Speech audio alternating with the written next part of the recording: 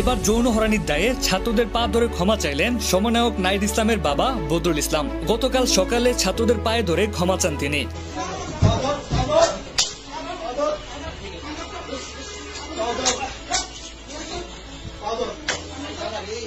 এর আগে গত 10ই আগস্ট ওই ছাত্রীকে লিফটে জড়িয়ে ধরে কিচ করেন নাহিদ ইসলামের বাবা বদরুল ইসলাম। পরবর্তী বিষয়টা বন্ধু বান্ধবকে জানানো হলে প্রধান শিক্ষকের উপর ক্ষিপ্ত হয়ে যান ছাত্রছাত্রীরা।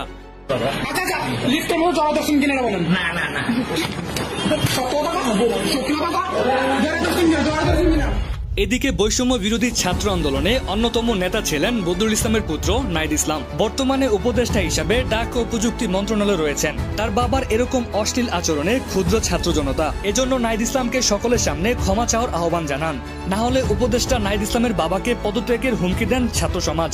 পরবর্তীতে ছাত্ররা বদরুল ইসলামকে মারতে আসলে রুম থেকে পালিয়ে যান তিনি।